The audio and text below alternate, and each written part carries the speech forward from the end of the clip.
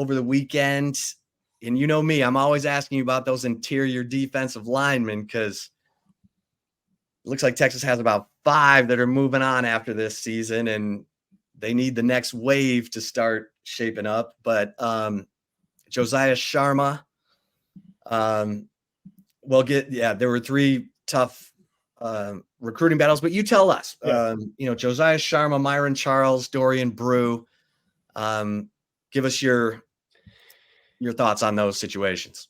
Yeah, I think the most surprising one, I guess, was probably Josiah Sharma. He announced his commitment on, I guess it was Friday afternoon, and on Thursday night, we were told it was Texas. He was going to Texas. That was his intention. He announced his decision on 24/7 Sports, and about an hour and a half, 2 hours prior, there was some buzz about Oregon making a late move. And I was actually talking to Jordan, our colleague at Horns 24/7 earlier in the week, saying, Texas and Alabama were kind of the 2 schools everyone was talking about. Nobody was really, mentioning Oregon. We had mentioned them as, a top competition program there, but, I think most thought it was going to be Texas, Alabama, throughout the month of June. And then Oregon, Thursday night made some magic happen. We're able to come in and keep him closer to home. Obviously, he's from Folsom, California, so that's kind of the Sacramento area, a little bit closer proximity to Eugene than it is to Austin. But yeah, they kind of came in the 11th hour and were able to win out for Josiah Sharma. So that was a little bit of a gut punch to Texas's efforts. Then a few hours later, kind of another blow was Myron Charles, the big defensive lineman from the state of Florida. And that was one, had you asked me 3 or 4 weeks ago, that was Florida State's recruitment to lose. We saw, he took his official visit to Texas June 7th through 9th with Josiah Sharma that same weekend. And, we were told, obviously, it went well. Texas was in it, but, I think Florida State was still considered the team to beat. As time went on, we were hearing more and more Texas buzz. And, I don't think we were the only ones. I think most of the market covering Texas recruiting was feeling that Texas was trending for Myron Charles. Florida State had just landed Kevin Wynn, another big defensive lineman that was also a Texas target. And so, all signs pointed to Texas being in a pretty good spot there. And then, another 11th hour recruiting when Florida State stepped in and did what they needed to do to get his commitment, which he announced Friday shortly after Josiah Sharma. So, a big position of need, 2 of your top targets off the board. And that's not to say the recruitments are done. Again, we're sitting here late June, early July. There's so much time to go. I even posted on Horns 24/7, some of the recruitments that from last cycle, guys like Wardell Mack, they weren't even he committed to Florida about a month from now, this time last year.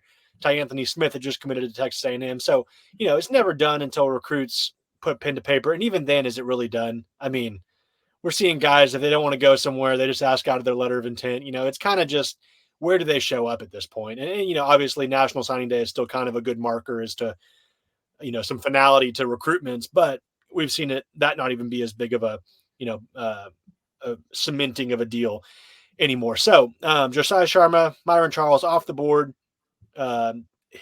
Definitely a hit to Texas's efforts there. There's other guys, and they're still, I'm sure, going to recruit these 2 as well. And then, like you mentioned, Dorian Brew, who's not a defensive lineman, but still, 5-star recruit in your backyard.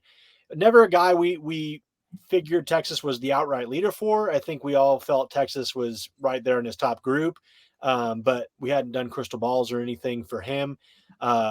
Jordan was actually one of the only people reporting Oregon was in better position than people thought. And of course, he commits to Oregon on Saturday afternoon, kind of the another, death blow, not a death blow. That's over exaggerating, but another weekend recruiting punch to the gut punch for Texas. So, again, not done. I think Texas will probably stay in communication with Dorian Brew. The cornerback picture is fairly clear. I think we have a pretty good idea how that's going to kind of unravel.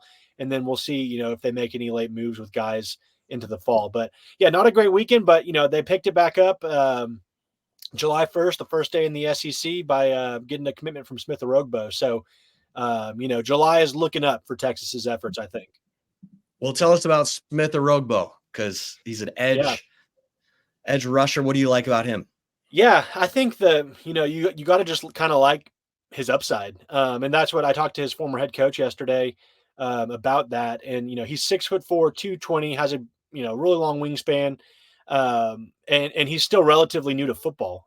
He didn't start playing football until ninth grade. So, that's not like crazy new to football, but, a few years, he's going into a senior season. He has 3 years of football under his belt.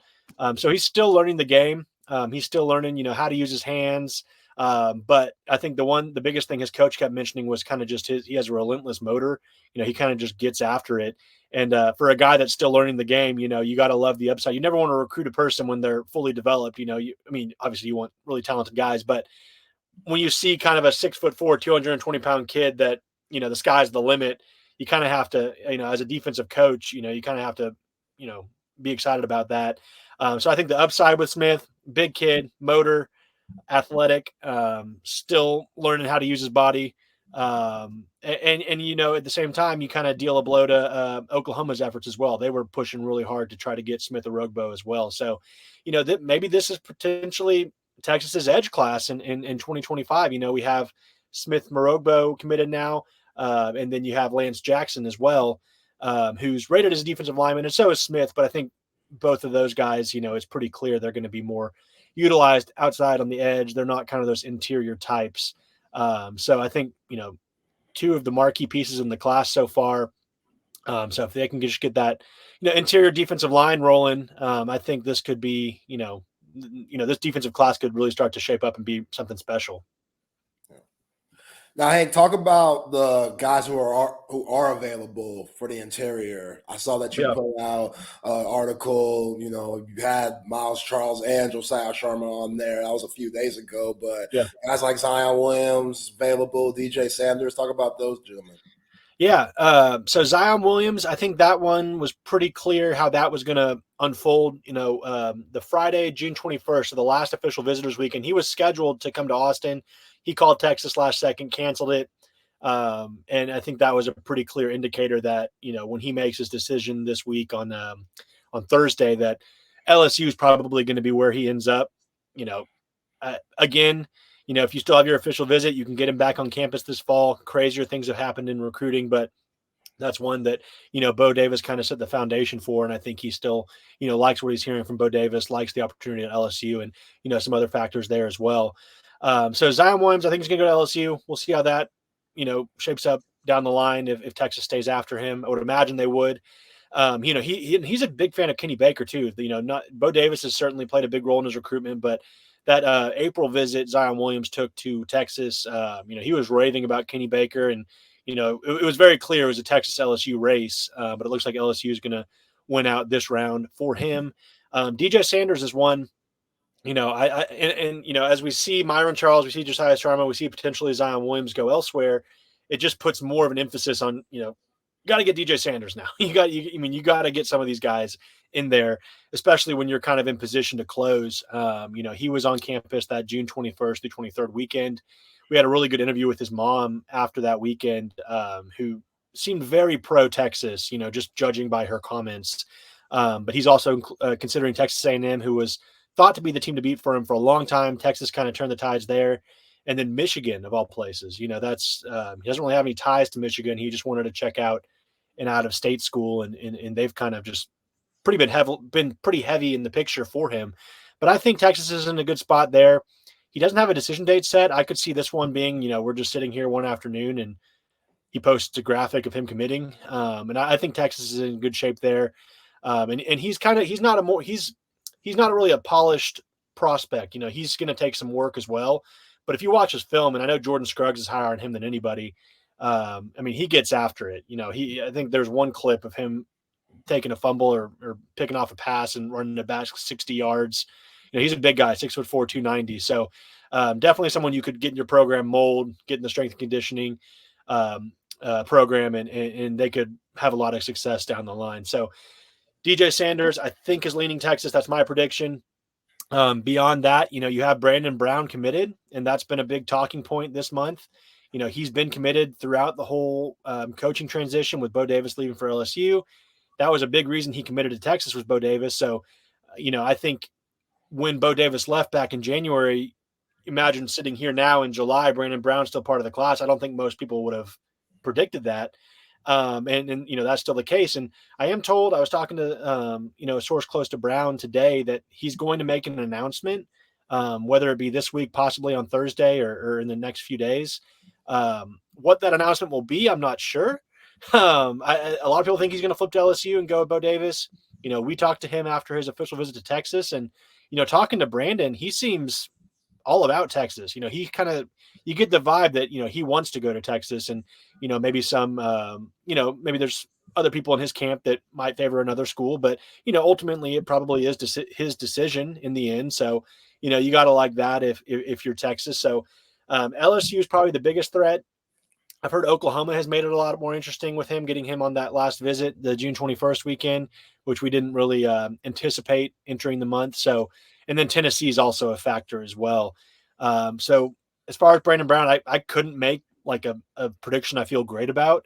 From what he's told us, he said his commitment is pretty strong, and he really likes Kenny Baker. He wanted to give him a chance to recruit him after Bo Davis left, and he's done that. So we'll see where kind of everything falls later this week or this month. But that's a guy especially in this week, you want to try to push to hang on to, just to have bodies in this class. And he's another player that some people aren't as high on him, but a little bit more of an undersized defensive lineman. We've seen guys not have problems being undersized defensive linemen, a la Byron Murphy. So and Aaron Donald too, Hall of Famer. So we'll see what happens with Brandon Brown, but Texas is definitely pushing to keep him. When is that announcement he's going to make? Yeah, so I'm not sure if it's like a set thing, but I was told July 4th is something he could make. He could make some sort of announcement. So whether that's reaffirming his commitment, either way, whatever announcement he makes, these recruitments are going to stay open. Right. You can reaffirm a commitment. Way to go to December. Yeah. So I keep trying to kind of bring that point home. So we'll see what happens with him, but definitely a guy you want to hang on to. So how much of the Sharma and Myron Charles situations do you think were NIL? Because Texas fans are kind of panicking, because that's a huge position of need for Texas in this class, in the 2025 and 2026 class, but 2025 especially. What's your read? Because people are going to be like, Kenny Baker, he's not connecting. What's going on? Yeah. I really truly don't think it's a Kenny Baker thing. I think, when kids have been around him, they love the guy. And I think you hear from the players on the team now, they've really been a big fan of him in his short time on campus so far. I do think NIL played a big role. I think Oregon is, you look at schools that can kind of compete with Texas in the NIL era. Oregon's probably the one that could compete most, just with their Nike backing and everything they got going for them. So I think that definitely played a big part with Sharma. I think Myron Charles is another one. That's why I think, you fast forward to December, when final decisions are being made, you can come back in and, maybe you have a better, opportunity for one of these kids. And, if you need them at that point. And again, I've maintained too, you want to win these recruitments, you want to recruit from high school as much as you can, but I really don't think there is a miss in the transfer portal era. If you don't get a guy like a developmental guy that you're not going to see play for 1 or 2 years, you can go out and get a guy that next off season that can come in and start right away and make an impact. You're probably fine and to keep going to the next class. But again, Steve Sarkisian's noted, they want to recruit high school first. They want to bring these kids in first and then fill where needed in the portal. But no, I do think Myron Charles and Josiah Sharma were very NIL oriented, but at the same time, Texas is a school that can compete in the NIL era. So, there's probably other factors as well, maybe family preferences or, again, Josiah Sharma is thousands of miles away in the Sacramento area, making a decision to come all the way out here. That probably plays into it. And then the same thing with Myron Charles is Florida recruitments are always kind of wild. I think, there's a lot of home state pressure to pick one of the big three out there. And that probably weighed into his decision as well. Whatever happened with Johnny Bowens, the Oregon defensive tackle who got into the portal? Yeah, so Texas had interest. I think once they were able to kind of finalize it with Lowell and Norton and They had Savea obviously for all of spring. I just think they never really put their foot on the gas there. I think there were some conversations, but yeah, they never. I don't, unless he snuck in. I never heard of him taking a visit to Texas, and that kind of plays along the lines. There were never. I don't think there was ever really a press. It was before my time covering Texas, but I don't think there was ever really a press coming out of high school with him being a Converse Judson. So that's also another tell. You got to think Texas probably has a pretty good stronghold on guys. Within an hour and a half radius. If they thought they were Texas, worthy, that they probably would have gone after him then. But I don't think there was ever really a push made. Hank, how did KJ Lacy's visit go? Yeah, another good one. He got in. He went from Elite 11 out in California, flew straight to Austin on Thursday night. It was his only official visit he's taken. And, he's saying all the right things. I think, all the Keelan Russell stuff has kind of died down. Obviously, he committed to Bama and kind of wrapped that up. And, talking to KJ, he's been all about helping, grow the class. He was in, recruiting Jamie French, Kalik Lockett, trying to get Michael Fasusi to protect his blind side on his official visit weekend. So all things point to him being very solid. We interviewed him too after his visit, and he says that Texas is going to be the only official visit he takes, and he's going to Texas. He says as long as nothing changes with Texas, I'm going to Texas, and he's been pretty consistent in saying that for the last 6 months. And then so we followed up. So is your recruitment shut down? And he goes, he's been saying this for a few months too. He says he's getting there. So I'm not sure what door is being open there, if there's a door at all, or if he's just kind of, not completely ceasing conversations with programs like Auburn and Ole Miss. And, we've seen Auburn still recruit Juju Lewis, the USC quarterback commit. I think that's kind of their focus. And then Ole Miss, I haven't seen their quarterback class. I know they were recruiting Keelan Russell really hard as well. So maybe he's leaving the door open just to keep those conversations going. But unless Texas moves on from KJ, which they're not going to my knowledge, I don't think KJ is going to go anywhere. So he seems solid. He's helping recruit. He's excited about Texas. He's been here now, I think, half a dozen times since spring of 2023. So he seems pretty locked in. And then, of course, you have Diabell coming in right behind him, who he says kind of helped recruit, who he says KJ talked to him about Texas. So, KJ was helping there as well. Okay. Wow. Of course, talking to Hank South of Horns 24/7 recruiting guru. The Stampede comes out every Monday. It is must read if you follow Longhorns recruiting. So get over to Horns 24/7. We got a special promo going on. You get limited time 50% off Horns 24/7 annual VIP membership just today. So just go to the front page of Horns 24/7. You'll see it there. But in the Stampede, Hank, you talk about Riley Pettijohn, the linebacker from McKinney, and his recruitment seems to be getting interesting. And then I'll ask you about Madden Faramo. Yeah. Yeah. So Pettijohn, I think, was one, from January till early June. I think anybody you ask would have felt Texas was the team to beat, including me. Our crystal balls are actually still on Texas. I'm not sure they're going to stay on Texas. He's making a decision this Saturday, July 6th. And, I think obviously that's probably going to be one that melts down Texas fans. He's one of the top linebackers in the country from right up the road. You just got Xavier Filsaime last cycle, his former teammate. And Texas is this is a year they're going to try to sign more linebackers. Already having Bo Barnes, Pettijohn was the other top guy. The buzz since kind of mid to late June has been first of all there was buzz that A&M was more of a player than we were led to believe, and now the buzz is Ohio State and USC. So not even staying in state, is going out of state at this point. I think there's been some projections to USC. I've heard a lot of Ohio State chatter. It's kind of hard to pinpoint where to make this projection, but I think the consensus is not Texas, and it's been trending more that way the last 2-3 weeks. And you as a Texas fan, you're like, oh, what the heck? What's going on? But you mentioned there's another guy named Madden Faramo from California that I think Texas has quietly made a big run at. Not really quiet. I mean, he took an official visit the last weekend, but I think Texas is in better position there than most think. I think Notre Dame was kind of perceived as the team to beat, but after his official visit, I got a text from a source saying Texas made this a lot more interesting with Notre Dame. So, and this came on the heels of your great insider about Johnny Nansen and his ties to the Polynesian community and his ability to recruit those guys really well. And so I think that's a Nansen special right there in terms of Texas being involved.